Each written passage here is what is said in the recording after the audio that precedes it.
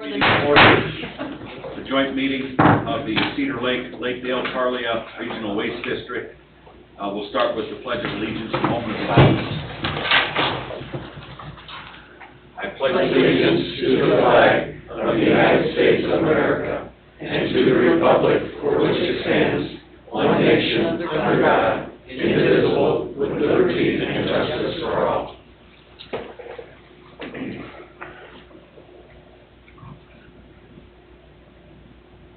Randy, Thank you. May I have a special intention? Go ahead, Dave. Last Thursday, we lost an attorney who represented this town awful proudly and with great dignity back in the 1970s. Bill Enslin passed away last week. Bill was the third attorney, the third He was town murdered, attorney. correct? He was Yes. even before Bob. He was murdered? He was here, and it's a sudden tragic loss. But we need to remember him here in Cedar Lake. He did a lot of good in the path of the development of the community. So please keep him and your family in your thoughts. Thank you. First.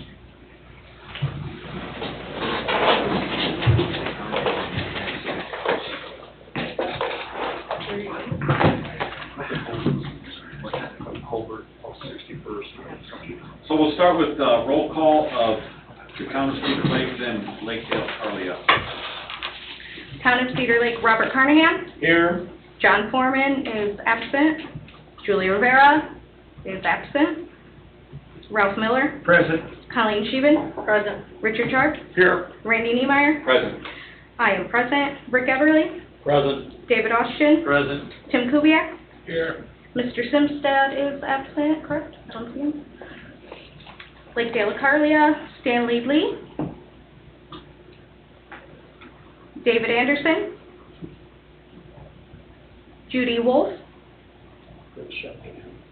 Eric Hubinger. I'm here.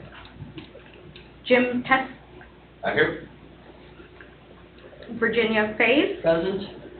Angela Burrows. Nicole Wakowiak. Here. Tim Sendak. Attorney David Ketchmark on his behalf. Thank you.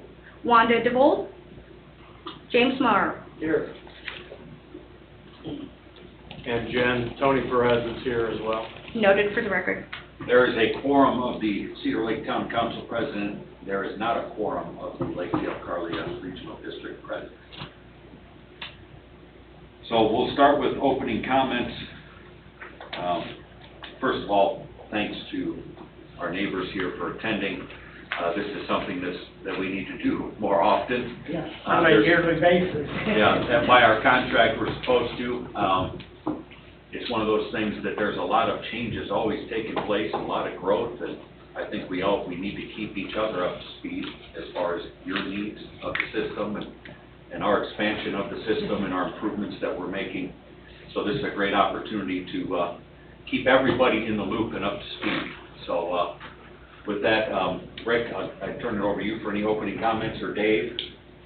Well, first of all, again, like Randy said, I appreciate you coming out, and we need to do this more often. The contract does call for us to meet annually in the month of June and to alternate the locations of those meetings, so we look forward to Next one doing needs this to be in next. Sandbar. I'll drink to that. Down at your place. A place of your choosing, let's put it that way. Absolutely, that's a great venue.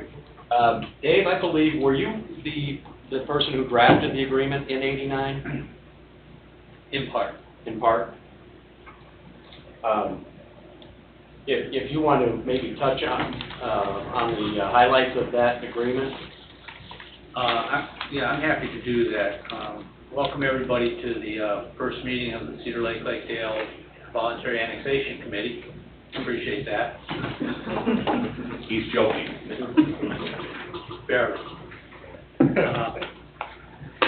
The town, when we were still known here at the governing body level as a town board, approved in June of 1989 an agreement for wastewater treatment between the town and the district. It was certainly an important time. It addressed mutual needs of each of the district and of town. The needs at that time were changing.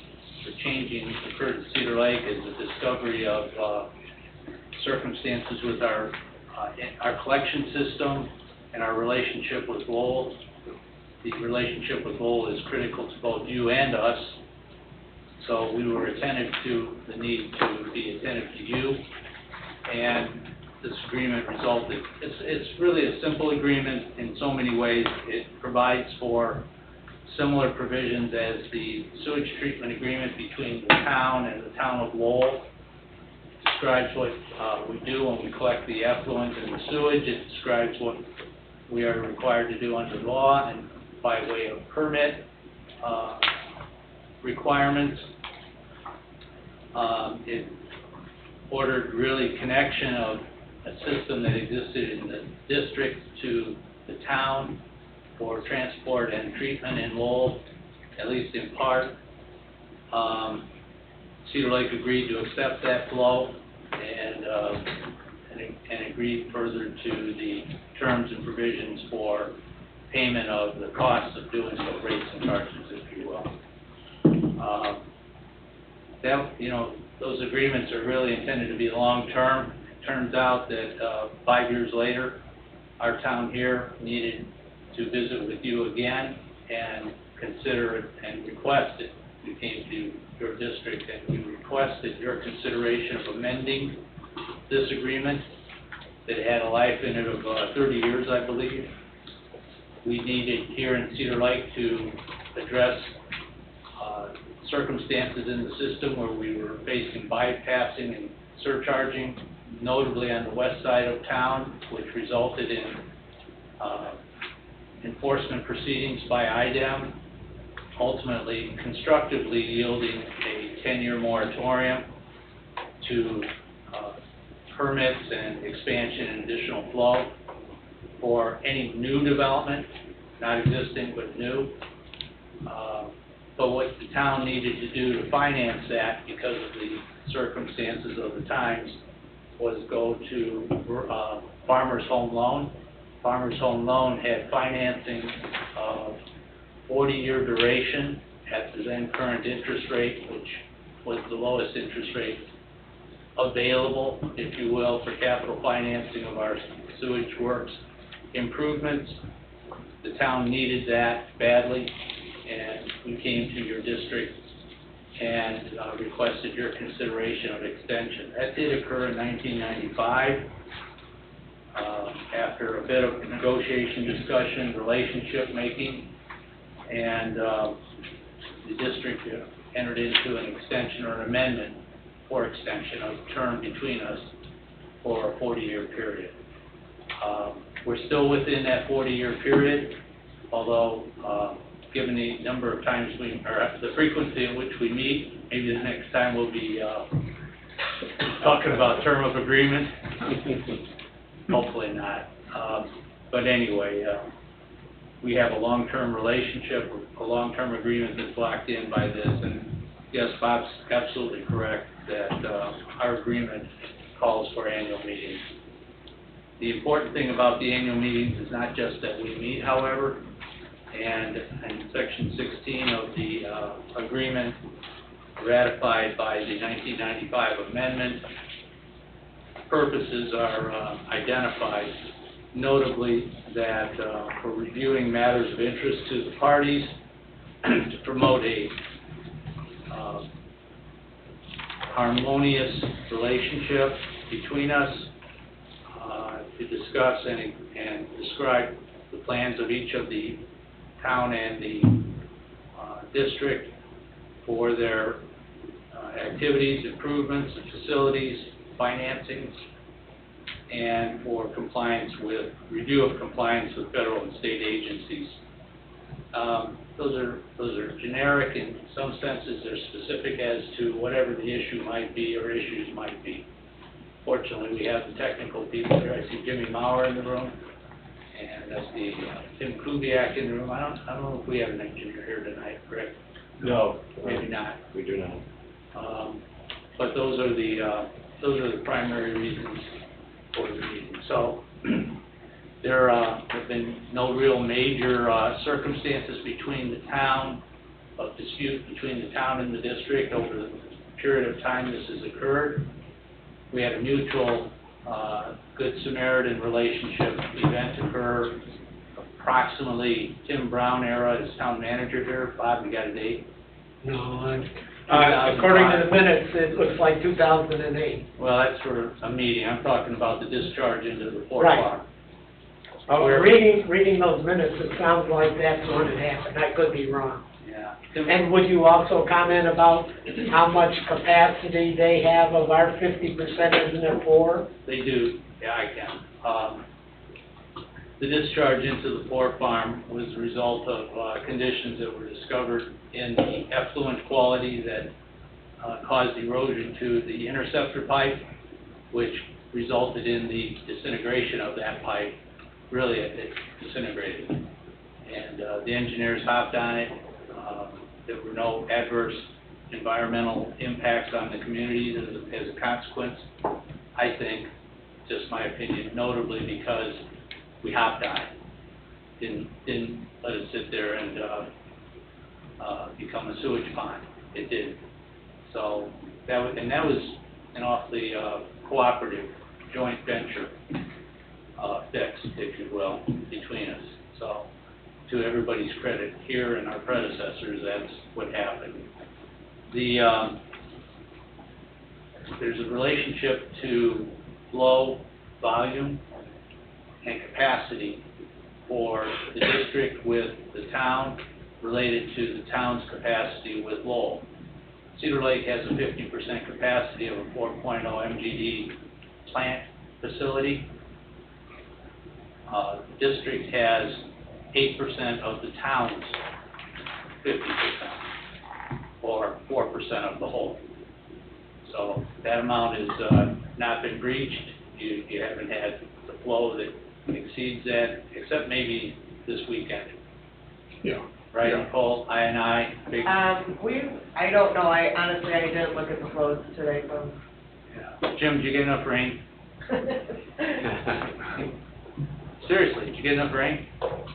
I know you guys are studying out there. Oh, yeah, I think, yes. Yeah, Yeah, good. I know that's important. So anyway, that's the flow capacity, Randy, and the relationship terms between the town and the district per se. Right. The agreement calls for an average daily flow of up to 150,000 gallons with a maximum daily flow of 250,000 gallons, and they're nowhere near that on an average basis. Probably about half that. I think about 85,000 gallons a day. Tony, does that sound about right? Sounds about right, Yeah. So we're not even close to the capacity issues. I was curious, Nicole, I saw in your April minutes that you do have a developer, John Howard, looking to do it. Is it an 80 lot? He was looking for 80 he cap. will not be tying into the system that ties into the Cedar Lake. Oh, he will not? No, he will not. I'm At least surprised, that's not where we're at I'm right now. surprised that the county would approve another septic field, because they've talked about getting away from that in their comp plan, that anybody that builds a large unit development is supposed to tie into a municipal sewer. That may be the case. As far as if that's the item that we're discussing now, the proposed subdivision, that's been tabled pending the results of his study. No, I was just curious about that. It's not really an agenda item for today. I was just curious about whether that was is that an 80 lot subdivision he's doing in total, or is that a phase of that? Again, just curiosity, that's all. Yeah. I don't know the answer to that question. Yeah, the current plan was supposed to be an 80 lot. Yeah. Okay. Is it going to the other sewer plant then? That's the plan. That's why it won't come to Cedar Lake.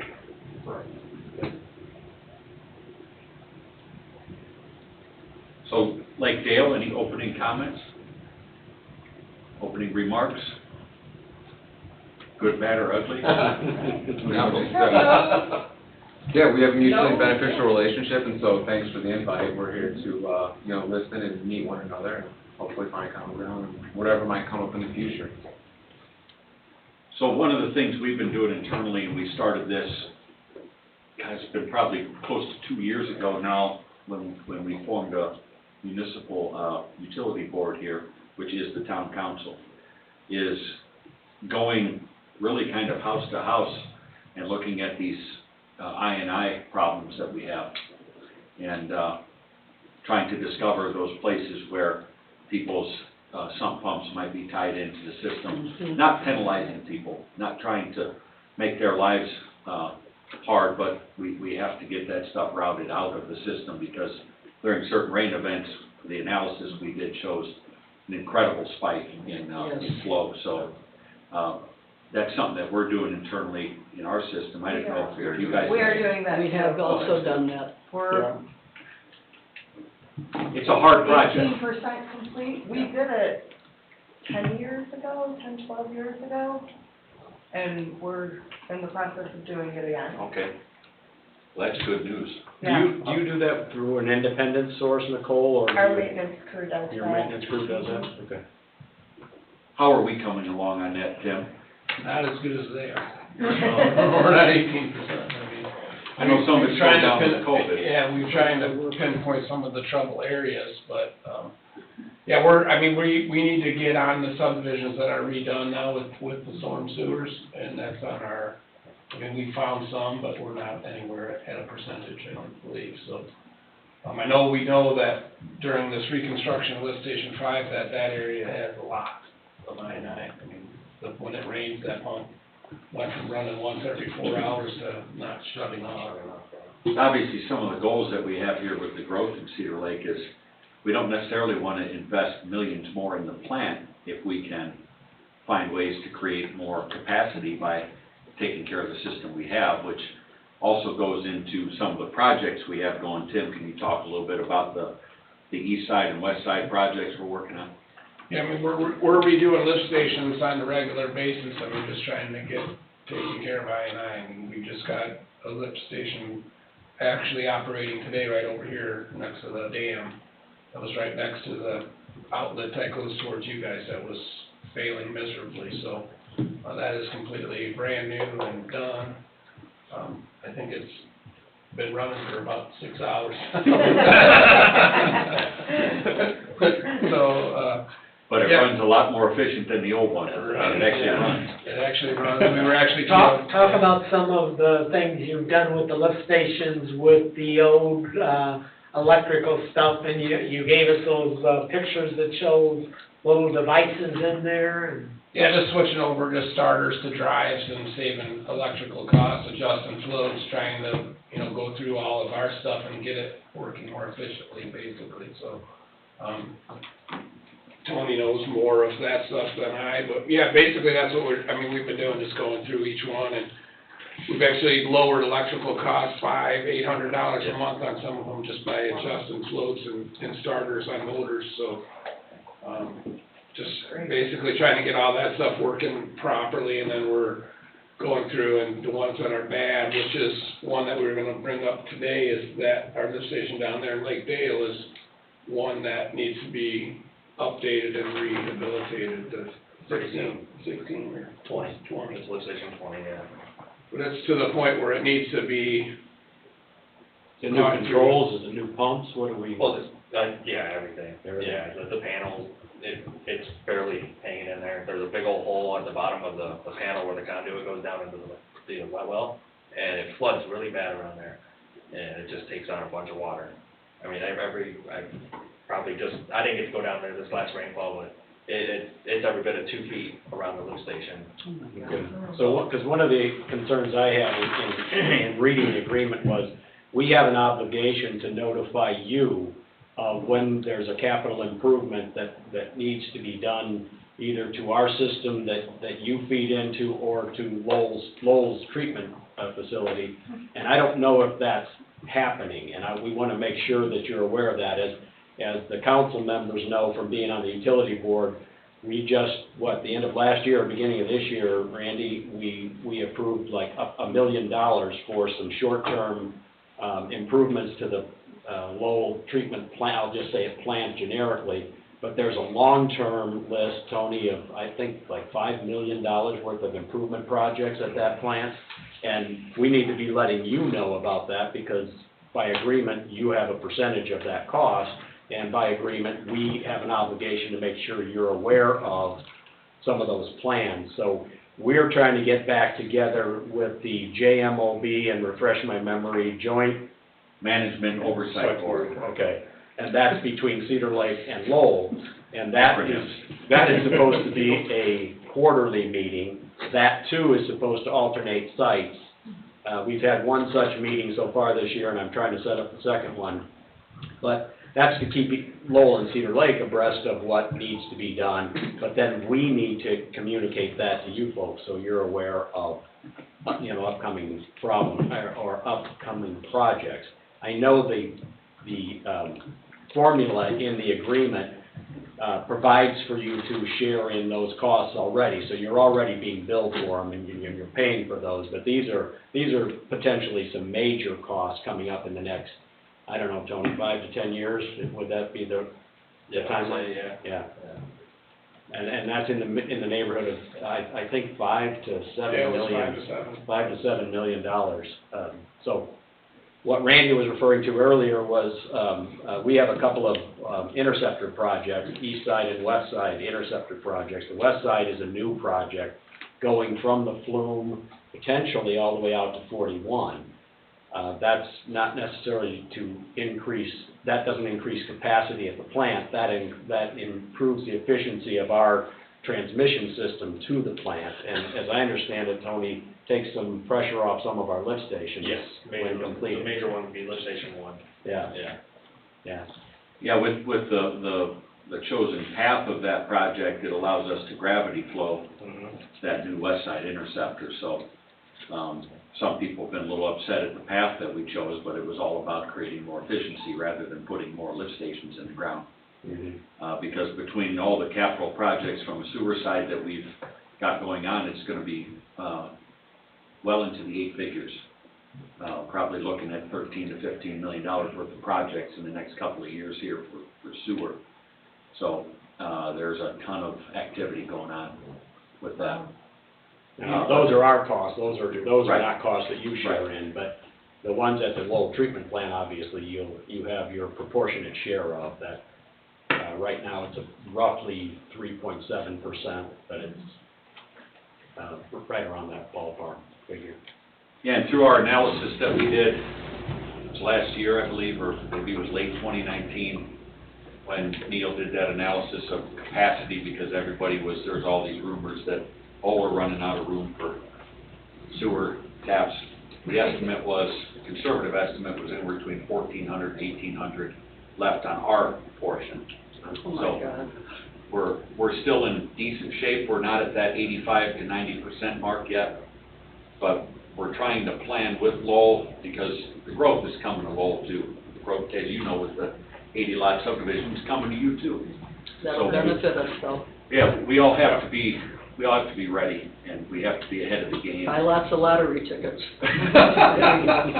Randy, I think the last number I heard was we were somewhere around 67%.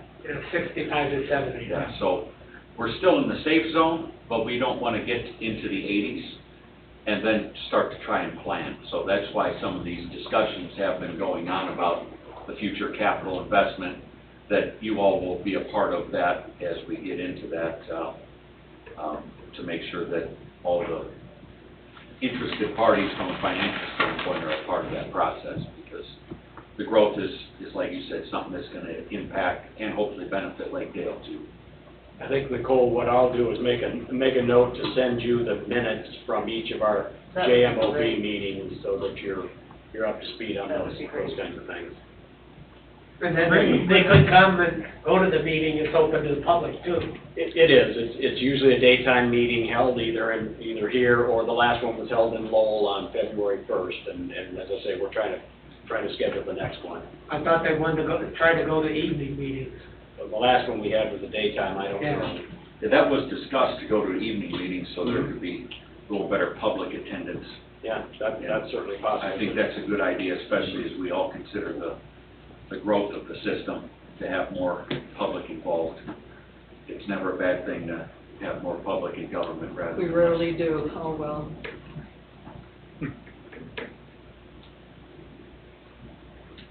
So I think we've kind of covered in general, what's going on here, what do you guys see on your end, or is there anything to report, present, issues, ideas, Yeah, there's concerns? really not a lot of vacant lots left in Lakedale that would be hooking into the system that is tied to the Fearless Trumpway. So there's just not a lot going on. I mean, we get a house here and a house there. Sure. Is John Howard, the John Howard that used to be connected to Dean White? Yes. Yeah, I think as the growth continues to march its way south, though, some of that is gonna spill over to unincorporated, and based on the county's own comprehensive plan and their new approach to things, those, I don't think they're gonna be approving too many more septic fields, if any, from what I recall from their comprehensive plan update. So I would suspect that anything that happens here to the east is gonna need to be considered either on the Lowell portion of it or on our portion of it, or your portion of it, so. What is that, Fairfield sewer plant? Fairways? Fairways, that's where it was. Yeah. Now, what is there, like 137 housing units on that now? or- There's 84 in the Fairways and I think 36 or 37 in Block 30, so we are all on our treatment plant. Used to be Bill Brunt's plant, Long time a ago. long time ago, Oh, yeah. It's been renovated though. yeah. Yeah, it's not even a plant. Yeah, really the future for us in general as people is, you know, the big major focus points, I think, from an infrastructure standpoint nationwide is water and sewer. You know, our water supplies are becoming more tenuous than ever. Precious resource. Yes, and the management of waste is more important than ever. So these are important meetings for us to have and for us to keep each other in the partnership mindset to make sure that we're addressing those main concerns of people. So I know we're building up our water utility a lot too, and it's no easy task, it's not cheap. So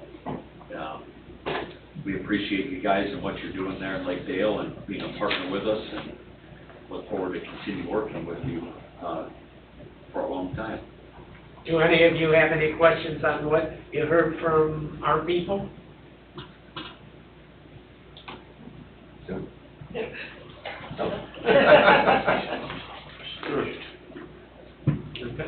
Well, again, thank you for coming down. We'll make this an annual event, and next year it's at your place. Or wherever. Yeah, we have the community building upstairs That's where we. where we met the last. It's this big, we It's can handle it. upstairs, it's upstairs, I- yeah. I- All you have to do is walk downstairs, there's a walkway. Well, believe me, the damn bar is close by. We keep We it could close have by. a fun meeting. Randy, can you say the second part of this meeting's at the dam? I got my fishing pole in the trunk. It's a great little community you guys have there, and hopefully we see it thrive for many years to come. Hopefully.